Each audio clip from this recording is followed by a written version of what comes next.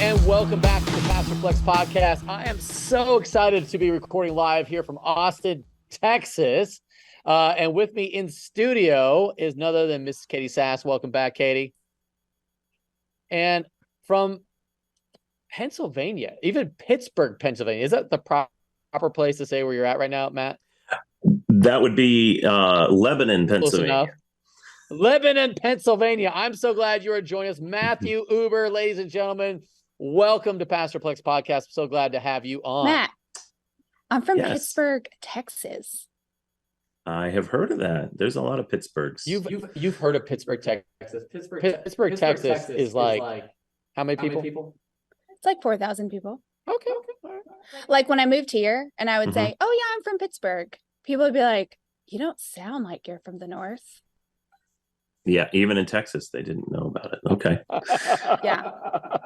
People. Well, maybe I'm lying. Don't. I think I've heard of Pittsburgh, Texas, but maybe I'm just trying to be relatable. Maybe I don't. I'm like, no, I'm from the Pittsburgh without the H at the end. No H. Oh, that's unfortunate. Yeah. H got left out. All right. Well, Matt, I'm so pumped that you are joining us. You and I spent some time at White Sulphur Springs, Pennsylvania, where we did the summer R&R, which is rest and recreation for like a military standpoint. What a better probably name for it is military family camp. So to kind of wrap people's heads around it. And you and I got to connect. I really enjoyed that. Yeah. And specifically just wanted to kind of just rehash some of those conversations. And I wanted everyone to kind of get to know you a little bit because I thought it was some powerful stories you shared about how the Lord's been working in your role as an anesthetist, as well as your role in the military, as well as just God speaking in your own personal life. So give us a quick background, Matt, of kind of like, you joined the Air Force, and then let's just kind of go from there. Yeah, well, definitely. I had no intention of joining the military. My dad was in Vietnam, so for 4 years, was in theater. Well before I was born. So I heard a few stories, but that was not part of my upbringing. I was not raised in a military family per se. And I know we're going to get to some earlier things, but I was a aimless teenager in my, like 13, 14, 15. And my dad said, hey, you need a summer job. Yeah, so I said, I have important things to do, which was nothing important. And so he said, well, I have a job for you at this camp called White Sulphur Springs, and made it sound like I was going to get paid. So I got there, he dropped me off, and some names that you know. What's that? Did you get paid? Oh, gosh, no. Volunteer support team staff. So, I mean, I want to be careful not to, throw around names that only but Paul Robine, who's the director, I was on staff with his brother, Jed Robine, and we were both 14, 15-year-olds. Yeah. And so I got there and I was the only non-military kid saying, so when do we get paid? And they all looked at me like I was insane and said, we don't get paid. Oh, Dad. Okay. But it was 2 weeks and it was just some of the best experience of my life of having fun without sneaking out, getting in trouble. Just great. And every one of these, this is the hard part of this. And I ask the Lord for wisdom, is every one of these has a story that goes down the line of God's faithfulness. So the lesson there was really building some self-esteem into me, and also the understanding of true friendship. And but it got me interested in the military as they told stories about their dads and being a military kid. And so when I went to college, I actually applied to the Navy first, and I was a nursing student, and they were like, we don't have any scholarships available. My dad said, I'll pay for 2 years and then you pay for 2, which was great until it was my turn and I had no money. And so I had a classmate who was in the Air Force and said, hey, they're giving scholarships away. So it felt like 24 hours. I was signed up, did my ASVAB, whatever, and I was in ROTC. So that was my kind of introduction to the military. But you got to be someone doing anesthesia in the military, right? Or no? Yeah, and so that was about my halfway point. So it was going to be 4 years and get out. 9/11 happened, life happened, and my wife and I prayed about it, and God opened a door, and we decided to stay. And once I decided I'm going to stay in the military, I started looking at, where do I go from here? And anesthesia just really captured my attention, just their independence, autonomy, and how they, whenever somebody was dying in the intensive care unit, everybody, when anesthesia walked in the room, everybody was like, oh, okay, like we're going to be fine because anesthesia knows what to do. And I was like, wow, something like their training, their confidence, I want to do that. Sort of back up, when I joined the military, I thought I'd be doing trauma. That's, military, combat, nonsense. Well, there was none of that. I went to Dyess Air Force Base in Abilene, Texas, prettiest town you ever seen. That's where my wife went to college. That's hysterical. Oh yeah, what is it? Hardin Simmons, Texas it was, Christian. it was Abilene Christian. Abilene Christian. So there was nothing to do, and there was no trauma. I ended up becoming a labor and delivery nurse, which is a fun story. Oh, it goes deep, brother. It goes really deep, because I ended up in Germany as a labor and delivery nurse, and I was the only one there because the Army sent all their people to training. I ended up being the lactation consultant. Let that sink in. Hold on. Yeah. What the heck do you know about lactation? Nothing other than tips and tricks. And I mean, in all seriousness, when a woman's in labor, as a man, I say this with humility, and they're desperate, and you walk in and saying, hey, I'm going to help you have a happy, healthy, successful delivery, and we're all in this together. They don't care if you're a man, woman, or whatever. They're like, get this baby delivered safely. Right. And the same is actually true. A male nurse. Yeah. Yeah. Well, and everybody's used to male doctors. When I was in high school, my guidance counselor said, if we thought about being a nurse, my first question was literally, can a man be a nurse? And apparently my husband was so uncomfortable with like a male labor and delivery nurse. He was like, just is that weird for you? And I was like, what's weird? And he's like, they're professionals. It's a dude. It's a dude.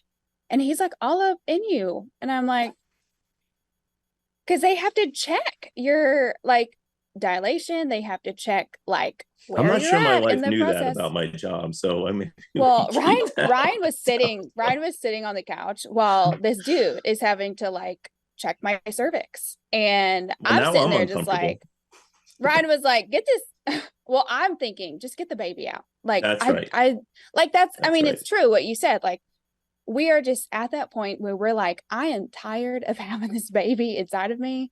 Get it out. I don't care who it is. Like freaking Clifford could come in to deliver this baby and I wouldn't care. Get the baby out. The big and red Ryan dog. is sitting over there on the couch. You like, tell she has there's this dude. There's this dude. Like, well, so I got out of that field.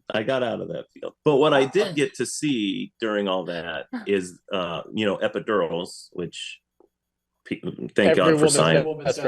Right. And that was the anesthesia provider as well, who would come in and do the epidural. So in 5 minutes, they'd be crawling out the walls, and then they'd be like, oh, I'm going to name my baby Anesthesia. Like, this is the greatest thing ever. And so I'm like, yeah, I want to do that. So fast forward. Hold on, Katie, was your anesthesia experience like that? Did you have an epidural? Yeah, absolutely. I did. Was it as awesome as he's making it out to be? Epidurals are amazing. Yeah. I would tell every woman to get an epidural, but some women are very strictly against it. They're like, I want to push this baby out on my own strength. And feel every ounce of the pain. Feel it all. Feel the curse. Feel so empowered. And I said, I don't want to feel a thing. We used to have a phrase we would use for a first-time mom with a birth plan, because they'd come in and I don't want an IV, I don't want.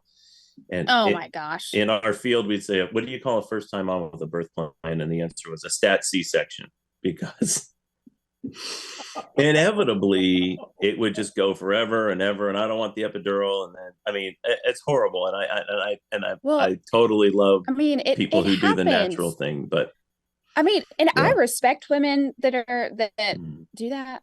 I just am not one of them. Well, it opened the door for me to look into the anesthesia world. And so after a process, because Wait, my so that grades kind weren't of very led you good. to that? Yeah, well, because on night shift, as the epidurals were, they would start epidurals, a lot of them at night, they would sit at the nurse's station and I would ask them questions like, do you like your job? What else does anesthesia do? And it was always, this is the best job in the world. And if you're thinking about it, you should do it. And so, but it was a hard fought, I had to get waivers. This is a God story too, uh, but there's many. And I know I want to, get to the point of some of the things that Chris and I were talking about at White Sulphur. But yeah, God's hand was in it from the beginning of just putting the dream in my heart and then making a way, because I didn't have the academic grades. I didn't have the experience, which of course is making people very confident in my anesthesia ability. But God made me a promise. And it was, if you honor me and while you're in school, if you give me the Sabbath and keep it holy, which isn't something I've theologically always held on to, as everybody needs to take Sunday and do no work or don't study or any of this. This was very personal.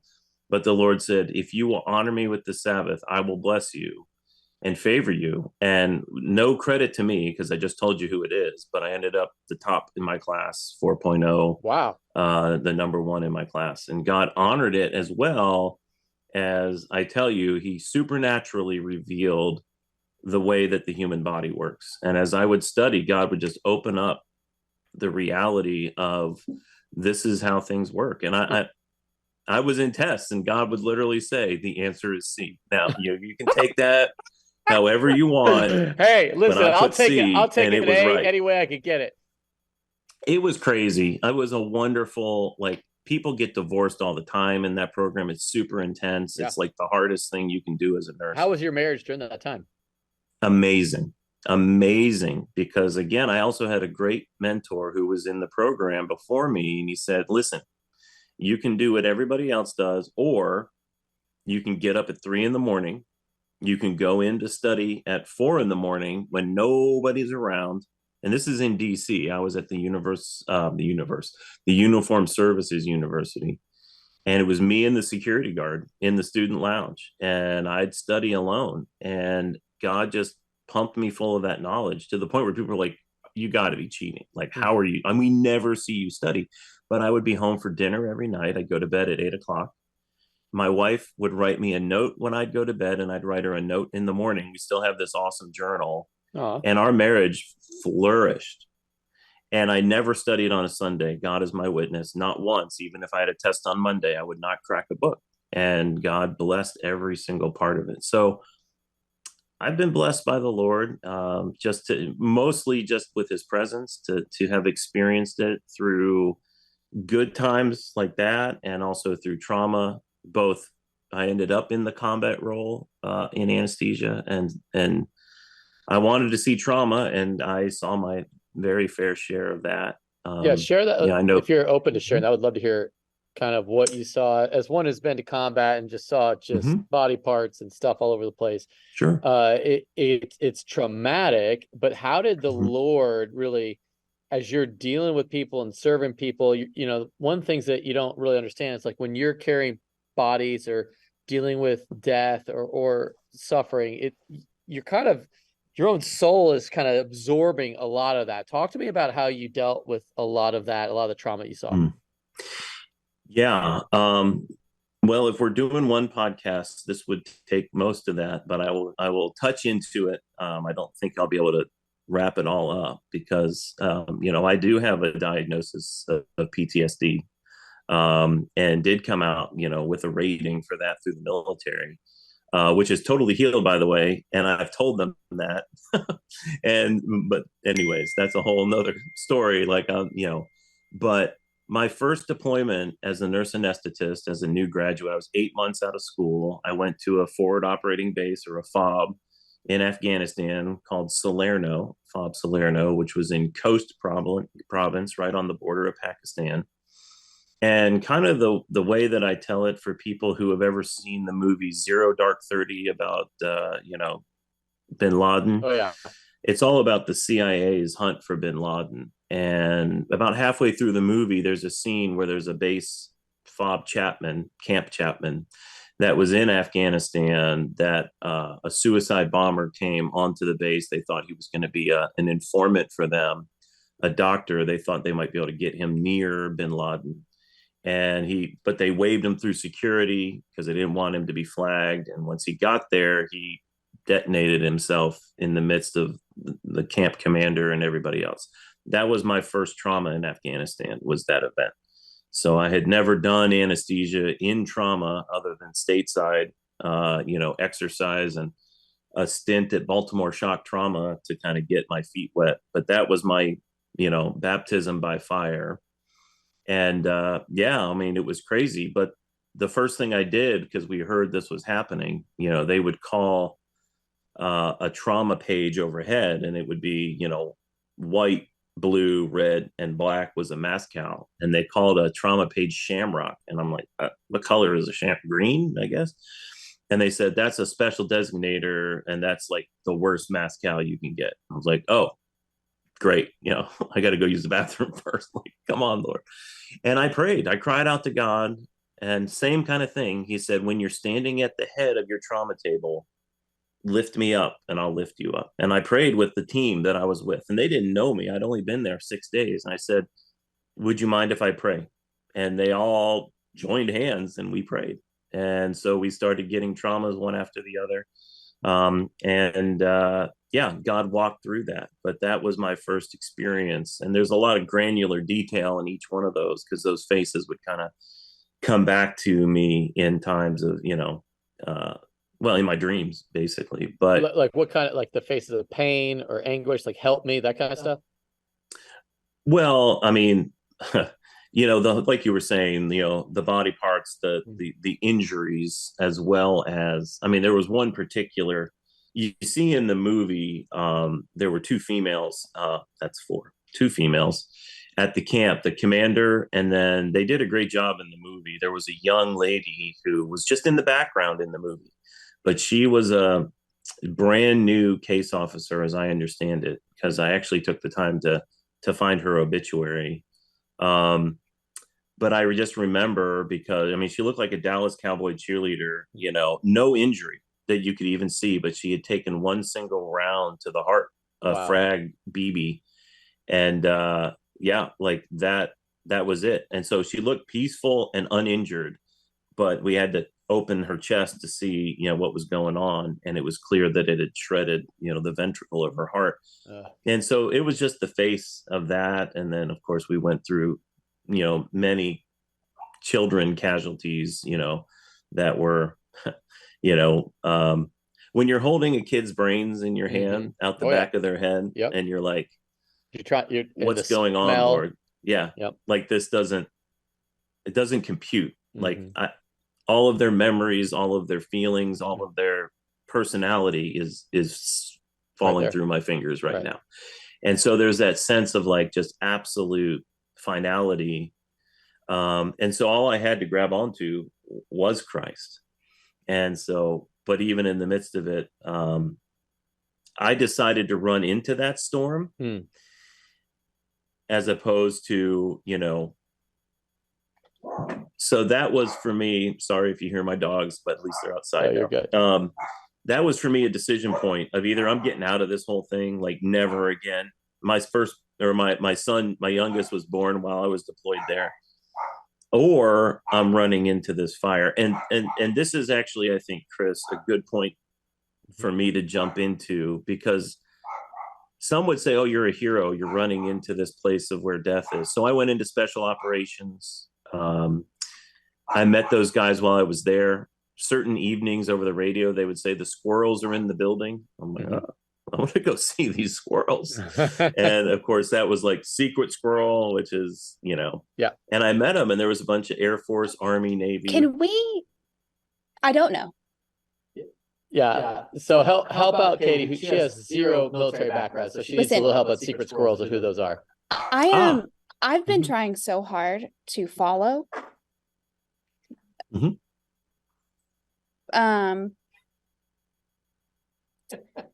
You know what? Never mind. Just No, I hey, No. I don't this know is why. we're talking. This is why you're here. You're the everyday person. I know Yeah. this because like everything he's I'm saying. looking at Like Chris y'all are two in the military camera. people. I'm looking at Chris in the camera, and before you know it, we're nodding our heads, and he knows, and I know, and believe me, it's like everybody and else I isn't don't even- know. Yeah. Yeah. Um. All right. So they're not real squirrels. No. We're not talking about No. real squirrels. No. Okay. So What- when somebody like the CIA or Delta Force or What the is Delta higher Force? level, SEAL Team 6, yeah. Do they? SEAL there are team, multiple. Like Navy SEAls? Navy SEAls. Yes. Yes. Like more crazy and doing more sneaky things is Delta. What do Navy SEAls do? They go in and they do direct action kill missions, or they go in and infiltrate a particular country, win hearts and minds of leadership, and train their people how to fight. That kind of thing. Yeah. There's no water involved. There is Yeah. definitely water involved. Sea, air, and land, and maybe the space. whole thing. We'll see. Special forces and SEAls kind of do the same thing, but then Delta Force is like the biggest, baddest dudes on the planet are Delta Force. And I guess CIA and Delta Force, I probably think they're kind of on the same, or was that CIA more Well, spooky? I mean, I have to be careful on some of that stuff. I still don't even know like where I did get the privilege to work with all those groups multiple times. And generally speaking, though, and I can say this because my personal opinion, everybody thinks SEAL Team 6 is, and I'm sure they are. I'm sure they are. But Delta Force is by far, to me, the most like the superheroes of the military world. They do things that I can't even explain. I mean, they're the kind of guys that they would be like, I'll give one story because there's no names involved. Before the Iraq War, there was a Delta Force medical operator who was airdropped into the desert outside of Baghdad alone, met up with a contact. They moved him into Baghdad and he set up a clinic there under certain auspices and was prepared for the war. For months, he just embedded himself and set up a place for the first casualties. He was the first American on the ground. That would have been a Delta Force kind of guy. Yeah. That goes in and they have all the ability and they basically say, here's your mission, do it however money you need. They have all the language skill, the medical skill, the kill skill if they need it to accomplish those. And usually here in the military, it's like all about the team. But for Delta, they're almost always one or two at a time. They're very the Marines independent. The ones on the boat. So Marines, like they use boats as taxis, and then they jump off the boat as they're amphibious. So they go from the water to the land. So usually doing like coastal things. But in actuality, I worked with Marines. So like Marines were like they're on my left and my right. We're in the middle of the desert. So, but the Navy SEALs are the ones that are on the boat. Navy SEALs are also on the boat, but they also there's a lot of overlap. You can't think in absolute. Yeah, so just think Navy SEAL is just another name for a really elite. What do they wear? There's one want. of them. There's one. No. Hold on. I'm talking about uniforms The here. uniform. One of them is like a blue and white one. That's Navy conventional, probably. Okay. Yeah, maybe. What do Marines wear? What's the uniform? The uniforms with the are they tan? It depends on what uniform you're talking about, but they're like obviously I know the Army is camo or whatever. Okay, so Marines and Army have camo. They're just like different kind of pattern color. Okay. Navy SEAls are. They don't usually. They wear whatever they want. Yeah. Does that make sense? Can you see the picture in the background of my screen? Yes. That's like a standard deployment type of uniform for military and theater. So they have a chest rig with ammo and guns and radio. That is a deployment camouflage, but that can be anybody. Y'all keep talking. I'm gonna Google. Okay. All right, keep That going. was my promotion to Lieutenant Colonel, Chris. Love Because it. In I'm not trying to Syria. interrupt this podcast and your story to figure out No. what in the world you're talking about. But It would be a long discussion to go through all of the ranks. yeah, in I don't want to there. interrupt. So anytime you say something like secret squirrels, that I'm like, Well, that is not an what the official term. frick? What are we talking about? Mhm. And you're like, oh yeah, I know. And I'm over here like, but I don't know. In this case, So it was actually because in all of these, I'll say, so there's tiers, like a 1 tier, 2 tier, 3 tier. And so basically, there's conventional, which would be the lowest tier, which is actually like tier 3. And then tier 2 would be your Navy SEALs, Green Beret, who are also known as Special Forces, Marine Special Operations, like MARSOC. Yeah, now that's like if you're graduating, like you don't wear that in combat typically. yeah, it gets so dirty. Yeah, it would. And so within all of these levels of special operations, that would be a catch-all term for anybody who's gone beyond like, oh, I joined the Air Force and I'm working at a base and maybe I'll get deployed. Special operations is more, you're going to lead missions forward. And again, Chris, you were with Armor, or you were with I was the first of Airborne. 506 infantry, like Curries, and we were attached to the Marines, which was wild. But SEAL Team 6 was a part of us. Like Chris Kyle was attached to us for a while, his team. And so yeah, that's where we were hanging out in Camp Habbaniyah, right across from Al Taqatum in there, Iraq, in between Fallujah. Well, as it turns out, special operations has their own medical assets. Like assigned to them, and they're tiered as well. Okay, so like meaning there's normal, conventional, there's special operations. And I'm always in this thinking some military people are going to hear this and they're going to take offense at me dumbing things down or generalizing. So please forgive me, any of my military brothers and sisters, if I make a statement like everybody's special, but if everybody's special, then nobody's special. So there is some specialness, I will say. But yeah, I want you to know you can continue your story, and I will not interrupt anymore. No, it's fine. So there was a medical unit of the special variety that would come into our hospital from time to time when missions were happening in our area of operation. They would set up to use our operating room. They wouldn't ask me permission as the anesthetist there. They wouldn't even tell me they were coming. But one time I came over, I started talking to them, and I got very interested in what they did. And they said, would you like to join? And I said, I would love to. And they said, we'll call you. And a year and a half later, I got an email that said, are you still interested in what was called the Special Operations Surgical Team, which is this group of people here was one of several.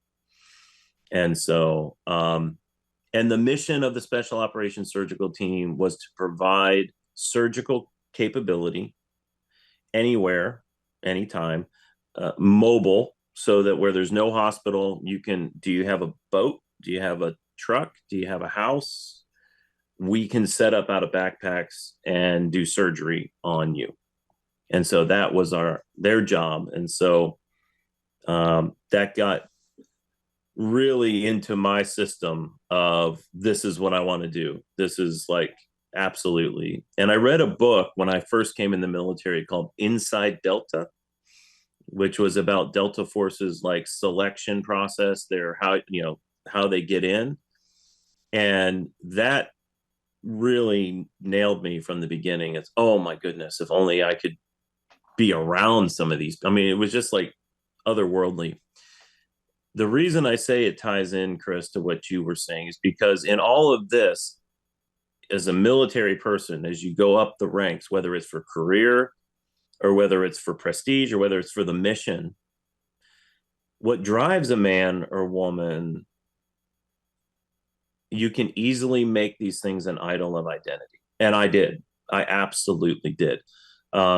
Because I'm like, well, what I'm doing is more important than my family. What I'm doing is more important than my health. I was everyday smoker at that time, nicotine, just for whatever reasons, stress and the chaplain dipped at my first appointment. I mean, everybody had some form of nicotine delivery, but the point being, something had happened in my early life that had put a lie into my heart about what I was supposed to do with my life. Mm. And it stayed. It was a thread throughout my entire military career. And it was actually the linchpin key for my healing out of PTSD as well. Wow. Because it was a false identity. And that identity came when I lost my brother when I was 13 years old. And he was killed in a car accident while skateboarding down our driveway. Yeah. And I taught him how to do that. Yeah. Mm-hmm. So like you just taught him how to skateboard. He like takes the skills and he's I mean, it's just like a random thing. He's skating down the driveway and a car at the exact right time or wrong time hits him. Yeah. And it's just lights out. And in light of what you were saying about Sunday, if I have time, I want to slow down for a minute in this space because what you said is true. Like there's so many things that happen in an instant that have permanent consequences. And many times it's so traumatic that we don't see God at all in the moment. And that's where God's faithfulness and patience and sovereignty and goodness over time. And so when my brother died, I was at a soccer game. And he had another 7-year-old there with him. And all the details, everybody's got details, whatever it was, nobody ever drives the road, or my son, it was a drunk driver and they were the only person and they left the bar. And there's all these, like, it seems like the world conspired to let this event happen. There's no random death. There's always details. Mm. And those can either condemn God, say, how could you let this happen? It would have been easier in every sense for him not to get hit. The woman who was driving was a 90-plus-year-old woman who lived up the street. She was the only house up the street. She drove a Cadillac once a month to go get groceries. And that once a month, his head and her bumper connected at the bottom of our driveway. If I had been there, if my brother had been outside, if my parents had been there, all of these details. And the lie that got planted in my heart that night, and I said it with my own mouth after he died, I was in his room, and I said, if I had been here, he would not have died. And it was just spoken. And I even forgot about it until many years later when the Lord brought it up. But what happened in my life is I began to pursue secretly or subtly the lie that if I can be at the point of death, I can stop it. And so all of my pursuit to be in the medical field, all of my pursuit to go into trauma, all of my pursuit to be at the place where the worst trauma is, I wanted to be there when the Grim Reaper was trying to, take somebody's life. And I even said in one situation to a ground force, a commander of a ground force, probably special forces guy. And I said, if you can get your guy to me, I promise he won't die. Who can make that statement? Who can say that but God? But I didn't even perceive it because my training and my experience, my background was like, I'm 100% here. If they get here alive, they're not going to die. And so it was in that after, because we kind of leapfrog. And I do want to come to the end of that story because God actually stepped into that lie and with his own sovereign presence said, that's my chair and you need to get out of it. Mm-hmm. Because you don't want to sit there and you can't sit there. And so, but as I walked through the grief of losing my brother, his name was Michael. My oldest son's name is Michael, and my parents too. And my mom has gone on to glory. But they had to decide in that moment, do we have real faith or are we just sitting in a pew? Like right. My mom had just preached a woman's Bible study about what will God ask of you? And if he does, would you say yes? And she even used the illustration of what if he asked you to sacrifice your child? And that was like 2 days before my brother was killed. So those words could either condemn you or they could invite you and say, I'm not asking you to sacrifice for no reason. And so in that moment, the explosion of grief, the hand grenade of the heart, and you have a choice. You can be devastated, or you can wall it off. And I walled it off. I mean, it was like put all that pain in a vault and just bolt it shut and never, ever go. And like, I didn't want to talk about my brother, Michael. I'm over it. I'm good. I tell my parents, like, why do you talk about him all the time? Take his picture down. Like, he's gone. He's dead. We're good. But it just squeaked out in every possible place, nightmares, terrible, terrible nightmares, insomnia. What were the nightmares? Hmm? Just like seeing him, or like what? No, it was never about him. It was always like night terrors. Like when I was a kid, like Freddy Krueger and like horror movies, being chased down and slashed to pieces, and the stuff like there's a monster under my bed. And here I'm 14, 15 years old. Yeah. And I'm sleeping outside the door of my parents' room because I have this terrible fear. And, and no understanding of God and his presence, because I was just raised in Sunday school and, believed that there was a heaven, but I had no relationship with God. And all of that changed. And there were multi stages of this, like from 15 years old, another major breakthrough when I was in college. And that's the story I'll share, the vision that God gave of the night before my brother died. And then finally, even into my healing from PTSD. It was always the thread there of God saying, you ask me why, and I'm not going to tell you why with an answer. I'm going to answer with my presence. And every time he showed up, his presence really heals the wounds. And I'll probably get a little bit emotional in this. Okay. That's a whole, man. Bring it. If we can't be real, then it's not real. So we were at White Sulphur Springs. I don't know if I introduced that on the podcast or in talking to you. There was this camp in Bedford, Pennsylvania. Chris, you've spoken there just this summer, where we met really for the first time. But I was up there as a staff member, as a support staff, and we were actually there over Christmas vacation. Yeah. And they have a Christmas and then they have a New Year's. And I had made lots of friends, and I wanted to stay for New Year's. And my brother wanted to come home, my older brother Brian. And I won't throw him under the bus, but he wouldn't say any differently. He wanted to go home and party for New Year's, and he had his own rebellion and grief and all that kind of stuff. And so still praying for him about some of that stuff. And so he's like, well, I want to go home. And I was like, I want to stay. And we were in one of the rooms of the old hotel there. And my parents were just struggling to keep I was doing great now on the outside, but he was in rebellion and trauma himself. And they didn't, they're like, we have two sons that have different things. And they're like, Matt, we're going to go home because, we've stayed and it's time to go. And something happened. Something inside me began to burn with anger, like violent anger, way out of proportion to being told no. Like a tantrum. Like I wanted to break things. I wanted to throw things out the window. Like it was demonic. I mean, it was a violent rage. And I ran out of the hotel barefoot up a dirt road into Buckingham Field, which you would remember that. Oh yeah, just I know where that is. Big activities field, middle of the night, or it was dark, stars were out. Was this just after you had this argument with your parents and you ran out, or was this like okay?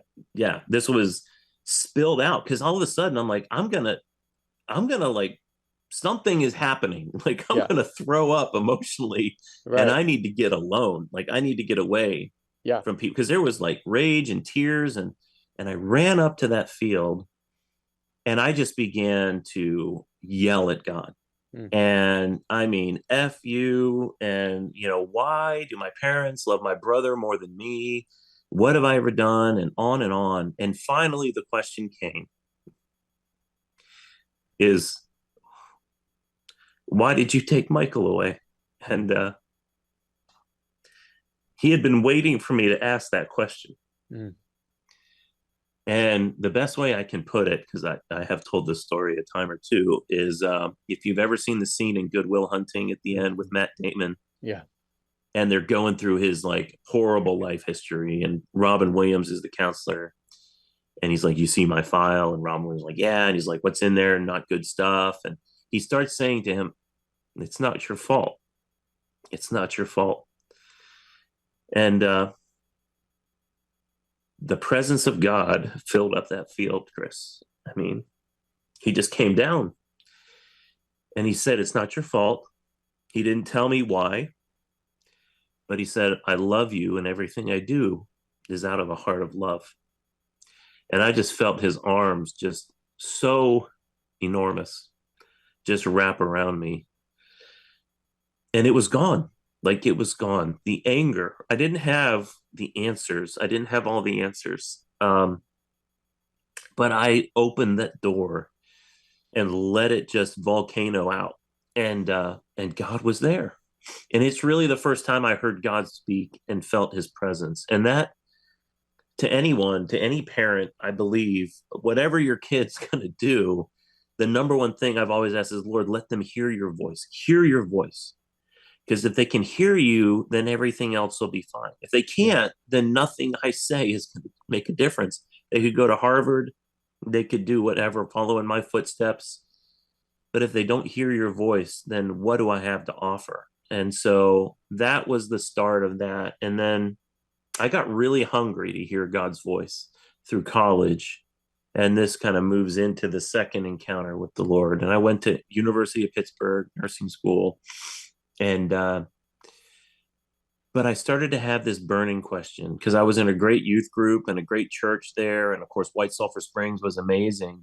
Yeah. And I had this question of, if all these things weren't around and it was just me out in the woods, say, and I wasn't a backpacker, would God still speak and would I be able to hear him? If it wasn't with my parents, if it wasn't with my pastor, nothing against any of those, but God, could you speak in nature? Could you speak in silence? And so I had a friend I kind of shared that with just randomly, and they're like, "Oh, you should hike the Appalachian Trail."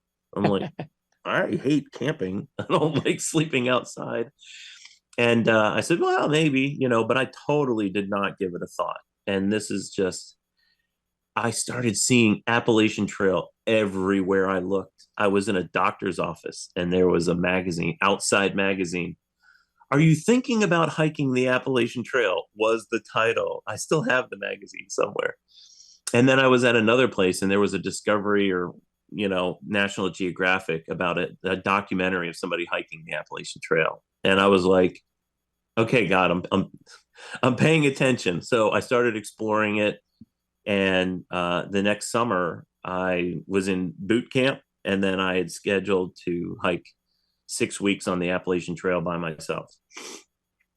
And so that's what I did. Went on the Appalachian Trail. Way too many stories to share for that. But when I went out there, I was like, okay, God, I had my backpack on. I walked up in the woods. My mom dropped me off at a gas station, and there was an Appalachian Trail. It just kind of kicked off from there in right near Roanoke, Virginia, hiking south towards North Carolina. And I get in the woods, and I think I expected angels to like carry my backpack and like Jesus to just like manifest himself. And none of that happened whatsoever. It was terrible. It was like, oh yeah, blisters immediately. I did everything wrong. I so overpacked. My backpack was way, way too heavy. I did not get to the shelter location by nightfall. And so here I am in the middle of the woods. It's getting dark. I'm trying desperately to make a fire. I can't even make it with like lighter. And, I had no idea what I was doing. And so I put up a hammock, and I had this enormous flashlight. It was like a car headlamp. And every time a twig would snap, boom, I should grab my light off of here and just, And so I was terrified, and I was like, okay, the next day, thunderstorm, lightning strike, I'm walking further. And I finally decided, clearly, God, I totally made a mistake. Like, this was not from you. I should not have done this. I'm going to just tell everybody I sprained my ankle, save face. And I'm going to go to the next town and I'm going to call my mom to pick me up. And how are we on time? Because I don't want to keep going. I get to the shelter. I was drenched. All my clothes were drenched. My sleeping bag was drenched. I hadn't eaten in 2 days because I was so anxious and I had no appetite.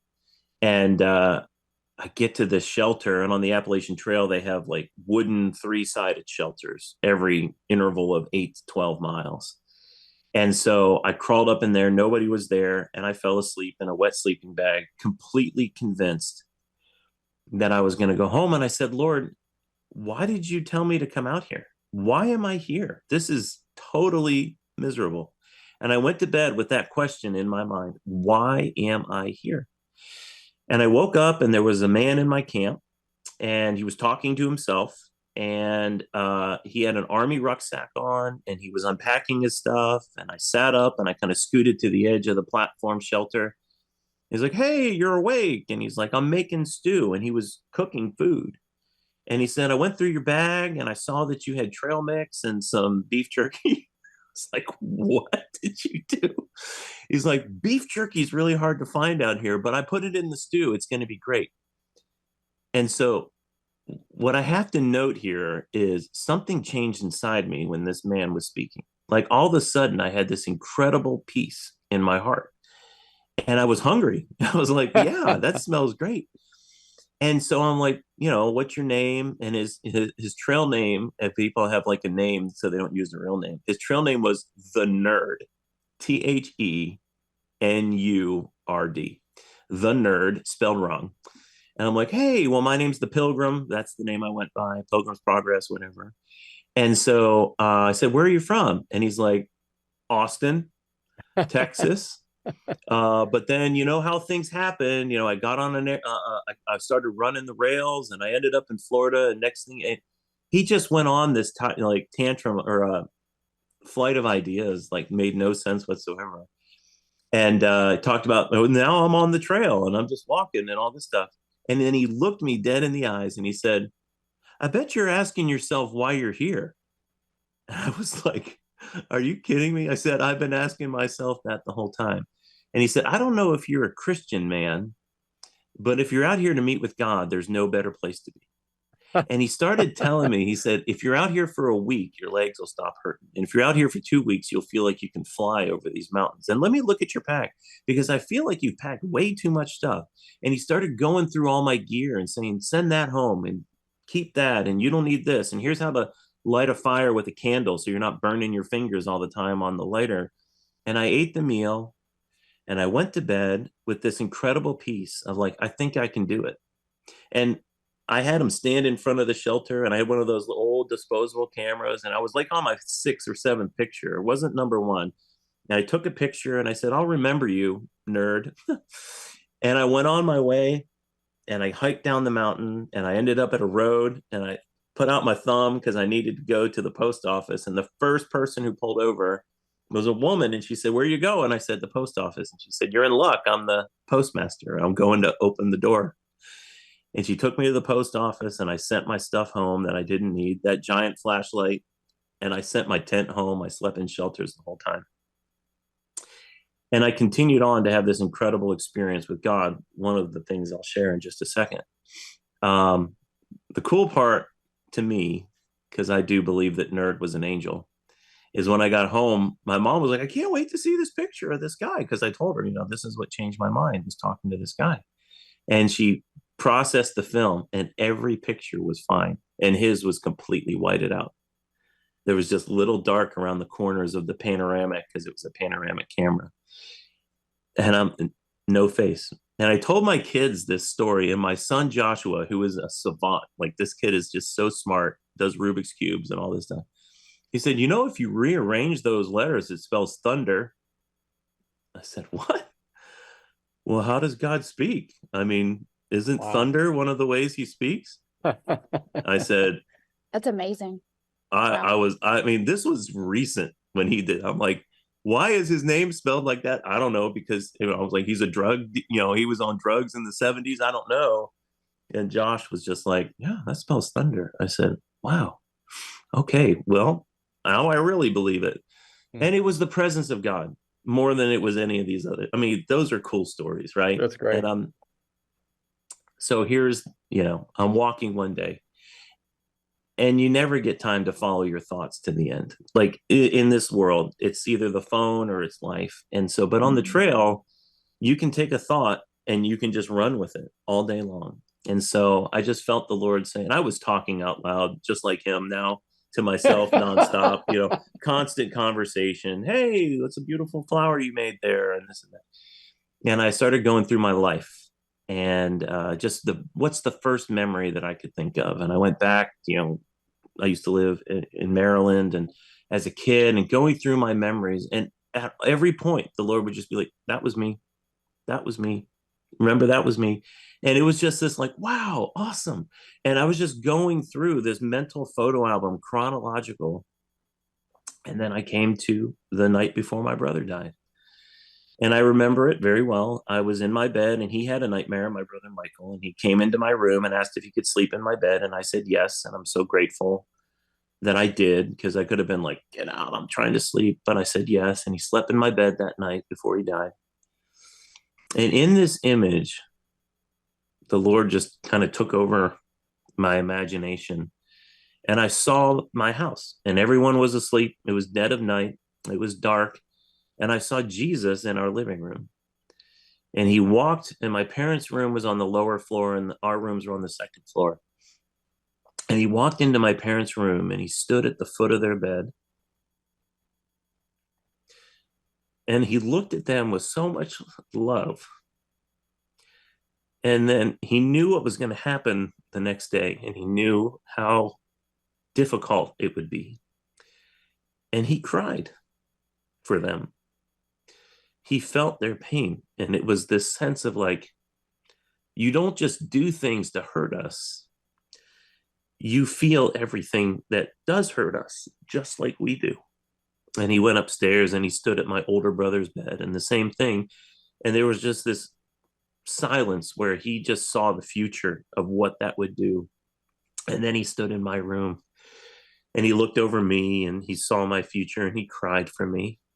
And then I'll never forget, he looked at my brother Michael, and he just smiled, the biggest smile. And he said, tomorrow you're going to be with me in heaven. And there was no sadness. Like, there wasn't a hint of, unfortunately, this is going to happen. It was like, this is what I always intended. Total peace. Your life is done at 7. This is what I asked you to live. And it's done. And now I'm going to bring you home. And my brother knew Jesus so well. Even at 7, he would witness all the time. He was such a testimony. And his funeral was such a worship service and celebration. But it was that image where Jesus said, I don't toy with you. I don't do things because I'm careless.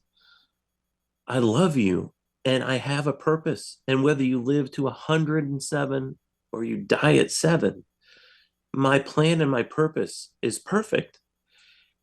And I affiliate with your pain. And we all know about, Jesus wept for Lazarus. Oh yeah.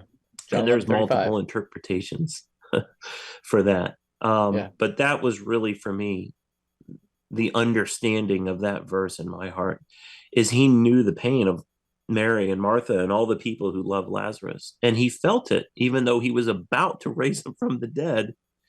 He understood the suffering of his people. And so, so that was the number 2 situation of just God's presence coming in and saying, I'm going to walk with you through this, and it's going to define who you are. Like, you can't walk away from the grief. It will become a core part of what God wants to happen in the lives. I just think about what you're saying with these families in your church. And it's not to forget, like, healing isn't forgetting. Right. It's letting go of God on trial. It's believing that God loves even when he hurts us through letting things happen, but that he's good. It's holding on to his core character and trusting as he walks through that. So I'll take a break for a minute.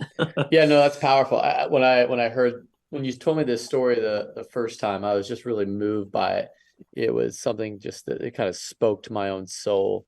And at our church right now, just having two moms, before I preached this Sunday, I look up, and one mother had just lost uh, her son, Kenneth, just stillborn baby. And I was just, man, I hugged her and I was like, oh man, I'm so sorry. This is just so hard. And then another woman had lost her 41-year-old son, and I just hugged her. And I'm like, I mean, this is the first Sunday they were both back at church.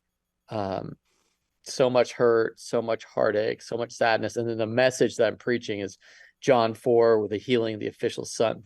Yeah. And I'm just like, well, here's two people who didn't experience the healing. And but two people here who are going to see their son again. And the point was in John 4 where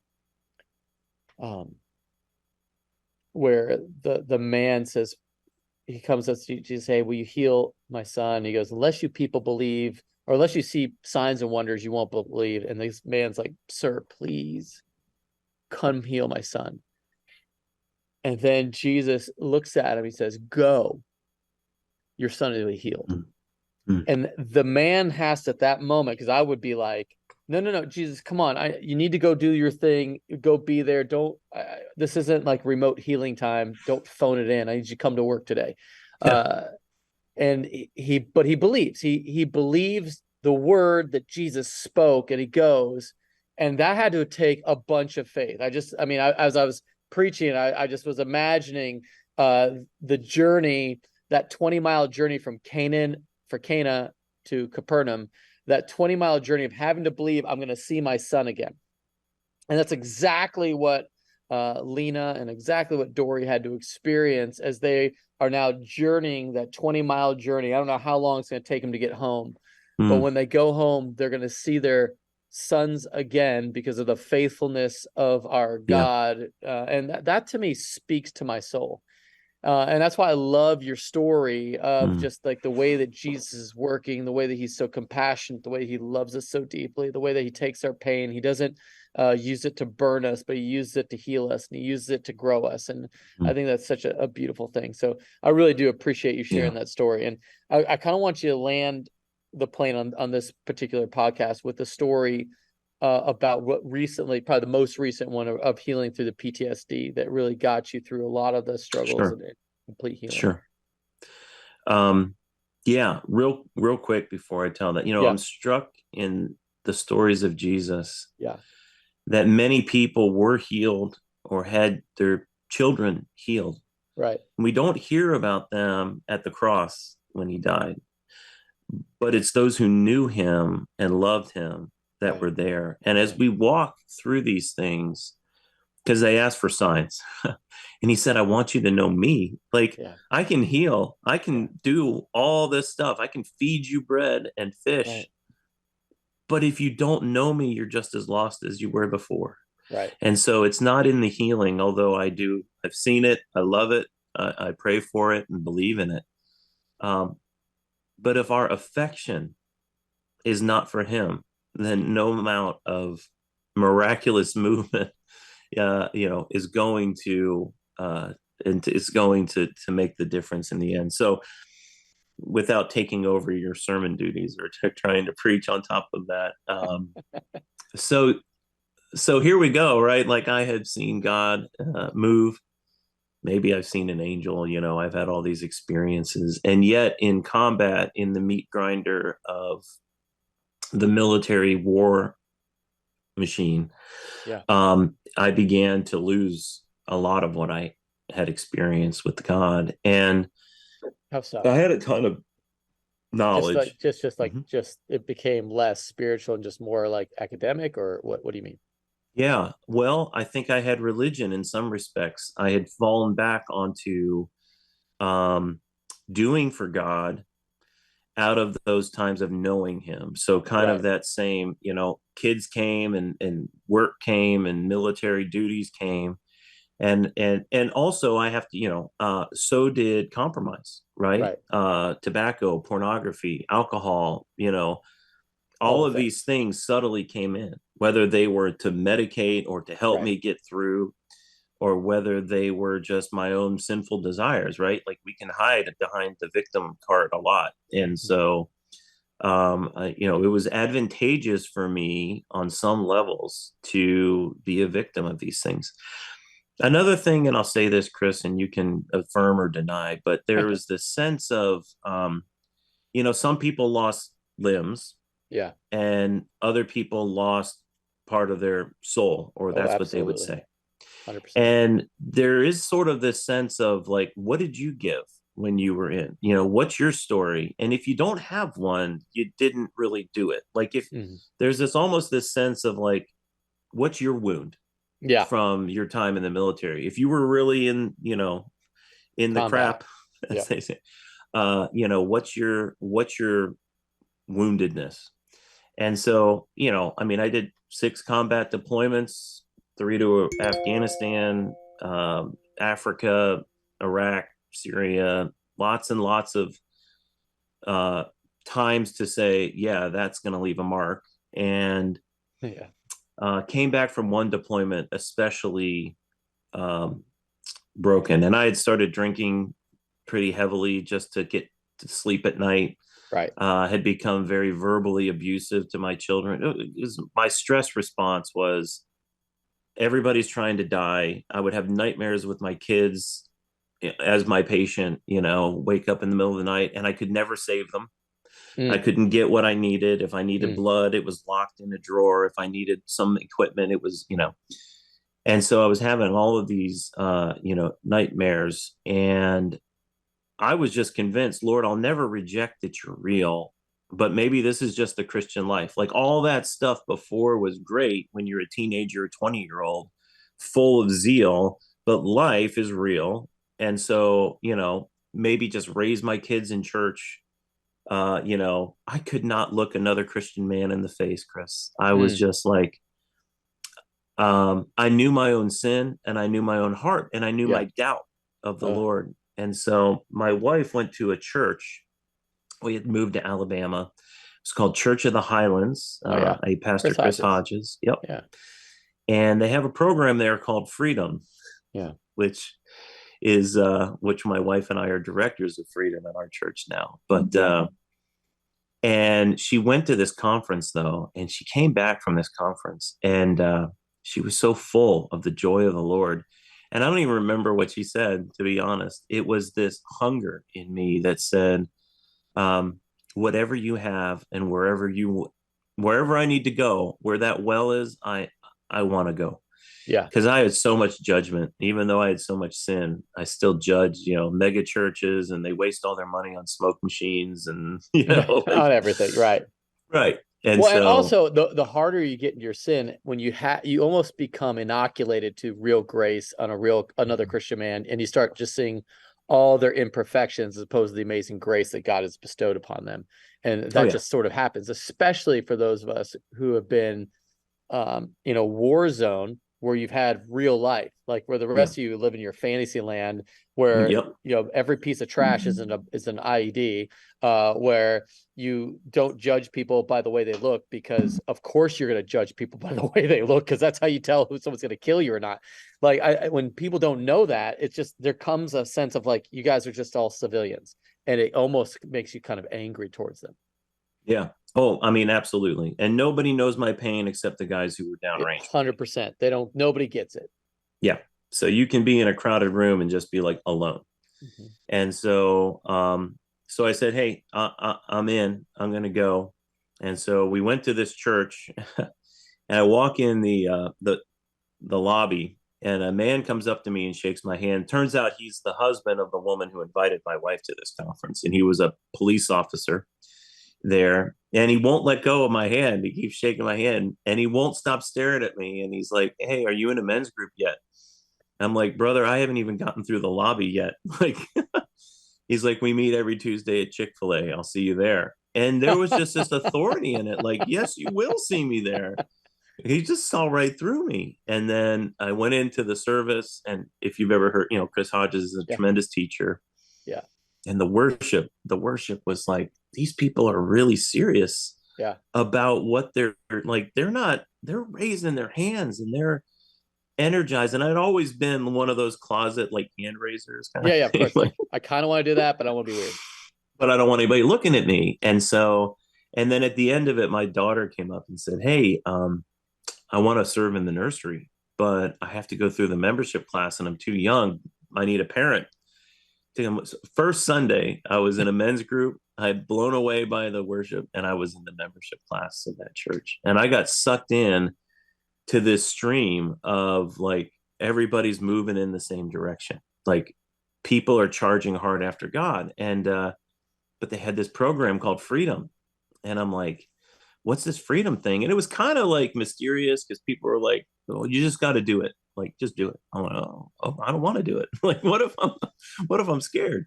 And so, but the guy who really sold me on it was another first responder guy. He was a firefighter, and the dude was jacked. I mean, he's built, and he had his language was still very colorful, and he would just share, "Yeah, man, I used to run around with all these women and this and that. And God, I would just call these Christians." And but then, I got in this church, and then I tried this freedom program, and he would just weep, like me.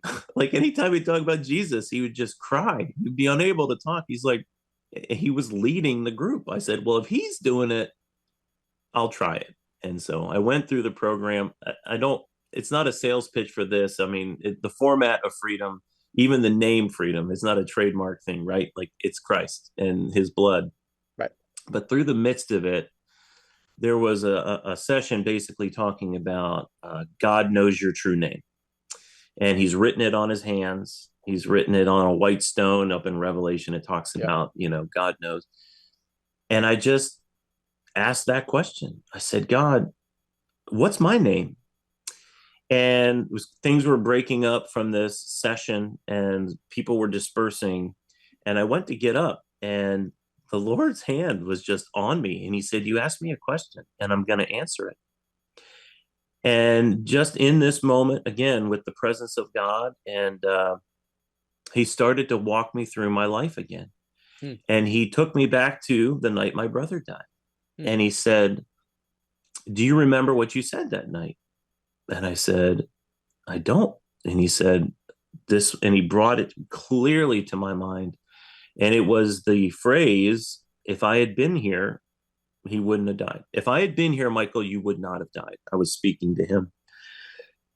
And the Lord said, "That was a lie, but you have lived in that lie your entire life. And you have been pursuing that moment." And like I shared about the commander, and if you can get this guy to me, he won't die. And there was a minute, just a second, where I actually felt God, like fear of the Lord. And I realized that there was, in my life, my PTSD was actually partially linked to pride. It was that I served. I was there. I did the stuff that you didn't do. The benefits of being a victim. I can't handle being in this group because too much stress sets me off. I'm on medication, all of this stuff. And he said that just this question cut through. He said, "Who told you you have PTSD?" And I just saw this image of myself in like an army jacket, and I saw my ribbons. I saw my, decorations, and each one of those was a story of something horrible. Right. And he said, "That's not me. That's your experiences. What did I call you?" And he said, "That is an ill-fitting garment. Take it off, put it down, and never put it back on again." And it was like taking off a jacket. I mean, it literally just slid off of my shoulders. And he did give me a new name. And that's another story that my kids call me it all the time. It's Harmony, which isn't a very masculine name to have. It's actually the name that my buddies when I was deployed used to call me Harmony, because it was the world's biggest cruise ship, and I left. Can I swear on your podcast? Yeah, I won't. Sure can. It's the world's biggest cruise ship, and it leaves a trail of shit behind it in its wake, because I would always leave my stuff, and I was just organized. And there was this sense too in my life that I was not responsible enough, that I couldn't be trusted with difficult things. And I know, like, all the stories I've been saying, like, what do you mean you did all this great stuff? But in my heart, there was a sense that I was not the guy that could be relied on. And God said, I'm making you Harmony in my kingdom. You're going to see what somebody's doing over here in the kingdom, somebody's doing over here, and you're going to bring them together. And that's a whole nother story. Wow. Of how he's literally brought that into, my life. But it was a replacement of who I saw. I thought I would spend the rest of my life looking back and telling the stories of, I was there and I did this. And he said, that's never been you. That's always been the lie that you've pursued. And the great, I love these guys. These are, I have a reunion next month. Every year we get together. What's awesome, I mean, maybe one of them will watch it, is God's been bringing so much freedom into these guys, because they all have this identity. Yeah. How much are you drinking? What medicine are you taking? What da. And I'm just like, none. I'm healed. God healed me. Yeah. And I had a dream that night after that event with the Lord, and he revealed it, because I think he really wanted to confirm, because I could be like, oh, well, that wasn't real. Like, take it off. Like, come on, like PTSD. The military pays me to have PTSD. Like, this is a real thing. You don't just take off PTSD. And I know how it sounds. I do. But I believe in healing in all areas: physical, emotional, mental. And so I had a dream that night. It was so very vivid. And in the dream, I was in the operating room, and my daughter was on the table, and everything was fine. And my mother, who had passed away, was standing at the back of the operating room right next to Jesus. And there was just this overwhelming peace that said, it's not about you. It's not about your skill, your ability, you're being the guy. It's about me. And I have this all under control. And I've never taken medicine again. I've never had another nightmare about my job, like complete and total healing and restoration. And God has continued to walk through that and use that testimony. So all the way back, when I was 13, wow, the devil is so, he plants these seeds young. It's not fair, but it's just the way it is. Yeah. And then God brings us into true identity, if we'll let him. So, Matt, we definitely need to do another podcast with you. We have to wrap up now on this particular one, but man, thank you for sharing that story. And I want to kind of bring it back around for another round. So we're gonna have to, Nicole, get that scheduled. That's going to be an incredible experience. Man, I just appreciate you and your heart for Jesus. I think we're all in rapt attention to hear how the Lord has been speaking to you. And